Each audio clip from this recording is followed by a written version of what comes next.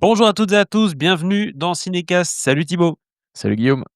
Cinécast, c'est l'émission qui vous fait découvrir les dernières sorties cinéma et streaming. Et avant de plonger notre film du jour qui s'appelle L'intermédiaire ou bien Relay en anglais, pensez à vous abonner sur la plateforme de votre choix, à liker si vous êtes sur YouTube ou à laisser un avis sur votre application de podcast favorite.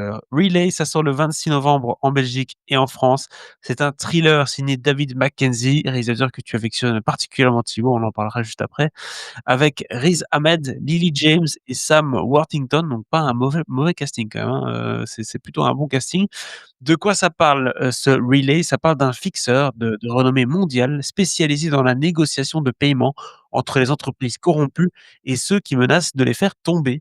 Il est habitué à garder son identité secrète grâce à une organisation vraiment millimétrée et des règles bien strictes, mais il va voir son univers basculer lorsqu'une nouvelle cliente sollicite sa protection pour rester en vie. Tintintin, je propose qu'on regarde tout de suite un extrait de la bande annonce. My name is Sarah Grant. I'm in possession of evidence of an unlawful cover up. There are a number of whistleblower support organizations. No, I just want to give everything back. There are official channels, but there are unofficial ones. Who is he? I help people who see things they shouldn't have. Who maybe should have looked the other way, but they can't. I've never met him. That's kind of the point. It's a messaging service. They call you back.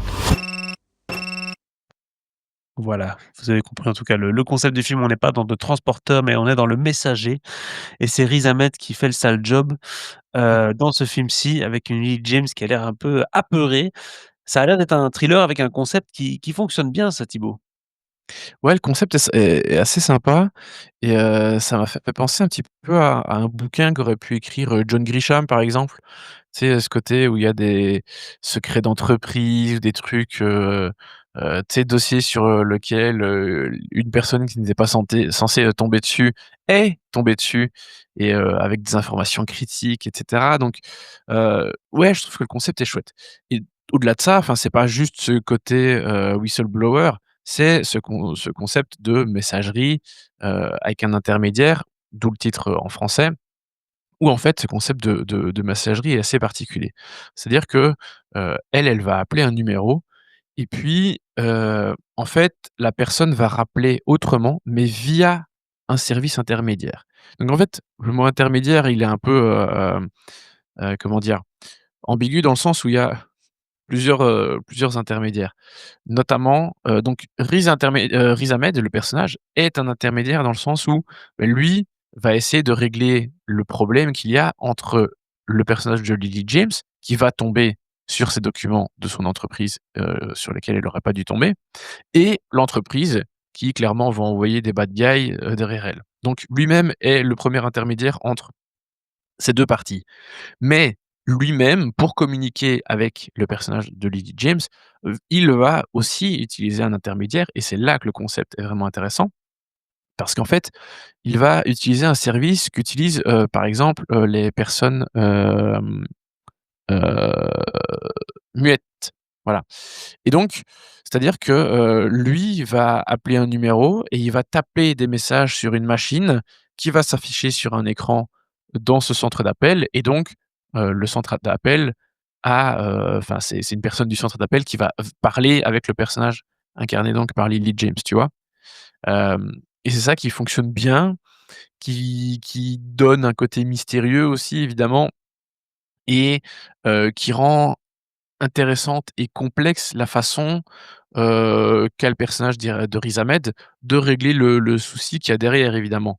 Parce que le f tout ça, c'est pour des raisons de sécurité, parce que lui peut parler bien sûr, c'est pas qu'il veut pas parler, enfin c'est pas qu'il ne peut pas parler, c'est qu'il ne veut pas parler.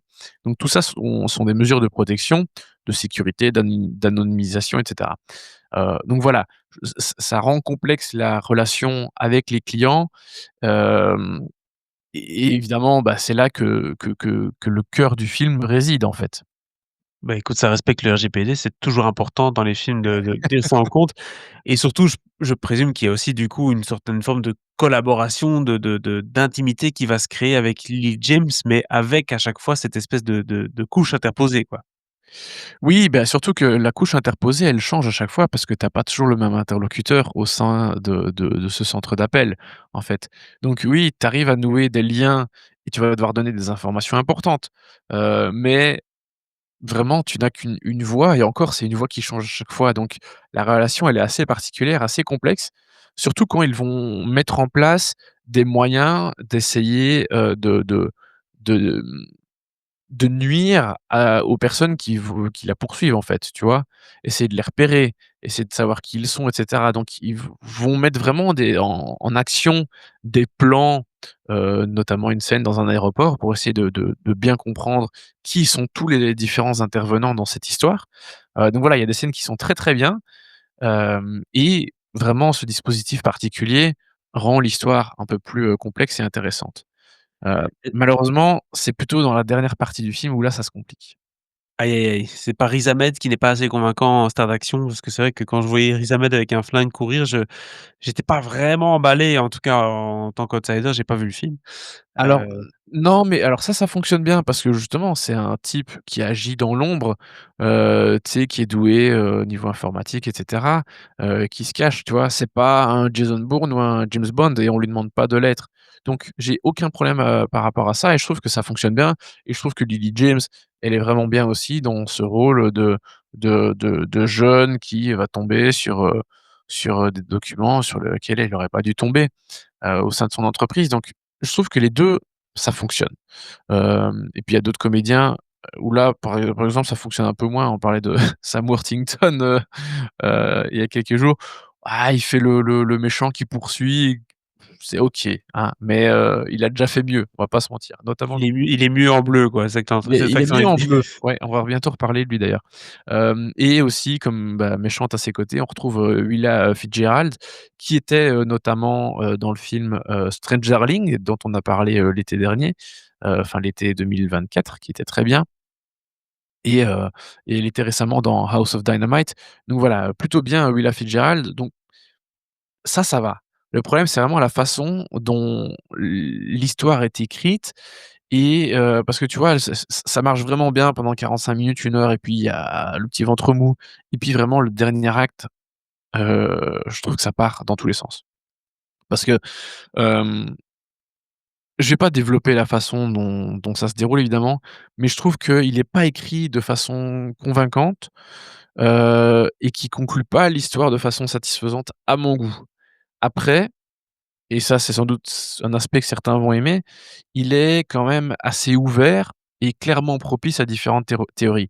Moi, je trouve que c'est pas bien foutu, voilà, c'est mon avis, mais je pense que enfin, on peut avoir d'autres théories sur l'histoire et qui expliqueraient la façon dont tout se déroule, parce que moi, je trouve que c'est un peu mal torché, pour le coup.